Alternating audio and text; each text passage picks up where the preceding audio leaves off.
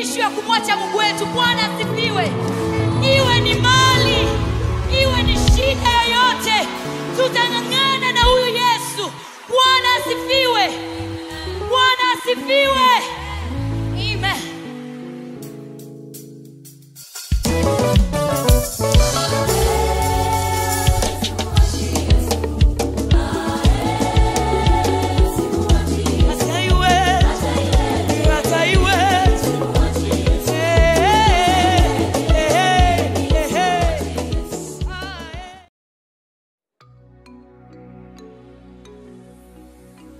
Bwana Yesu asifiwe. Bwana Yesu asifiwe. Sikiliza, nje ya kumjua Yesu hakuna uzima wa milele. Nje ya kumjua Yesu hakuna uzima wa milele. Asikudanganye mtu yoyote kwamba unaweza ukawa na uzima wa milele nje ya Yesu Kristo.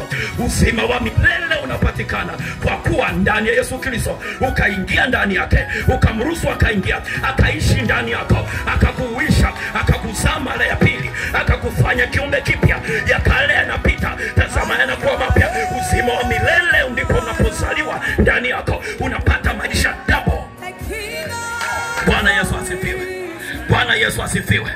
Unapata nafasi ya kuzaliwa mara ya pili, sawa sawa na kitabu cha Injili ya Yohana sura ya 3. Utakuta anazungumza habari za Nikodemo. Habari Nikodemo. Nikodemo alimuendea Yesu usiku, akamwambia, mwalimu, twajua ya kwamba wewe umetoka kwa Mungu, kwa sababu haya unayoyafanya hakuna mtu anayeweza kuyafanya isipokuwa Mungu yuko pamoja naye. Yesu akamwambia, amin, amin, na kuambia, mtu asipozaliwa mara ya pili hatauona ufalme wa mbinguni. Nikodemo akashangaa, akamwambia, yawezekanaje mtu kuzaliwa mara ya pili akiwa mtu mzima? Mwili ni mwili, kilichozaliwa kwa roho ni roho. Bwana Yesu asifiwe.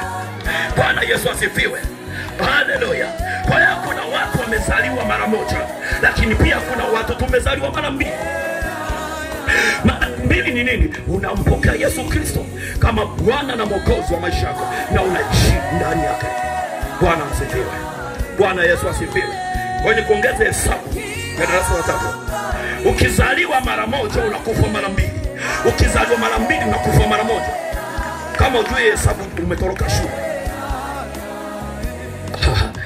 If you are born once, you die twice.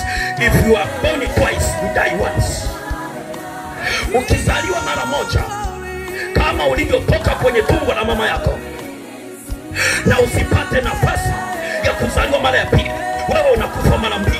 Unakufa kifo cha kimwili na unakufa kifo cha uzima wa milele. Lakini aliyezaliwa mara mbili katika Yesu Kristo atakufa mwili, lakini katika roho anaishi. Bwana Yesu asifiwe. Inawezekana wewe umezaliwa na dini, sawa, lakini ukizaliwa na Yesu anakupa a new life, a new identity, utambulisho mpya, maisha mapya ndani ya Kristo. Umezaliwa mara mbili. Hakikisha unazaliwa mara mbili. Jina lako linaandikwa kwenye kitabu cha uzima. Injili kule Yohana akiwa kwenye kisiwa cha Patmos, Mungu alipokuwa anazungumza naye katika Yesu Kristo, alimuonyesha vitabu viwili. Kimoja kinaitwa kitabu cha uzima, lakini kuna kingine sio kitabu cha uzima. Alafu anasema vitabu vikafunguliwa na kitabu cha uzima kikafunguliwa, na wale wote walioandikwa kwenye kitabu cha uzima majina yao yaliposomwa wakaurithi uzima wa milele. Maana unapozaliwa mara mbili, you become registered in heaven. Unasajiliwa kwenye sensa ya mbinguni.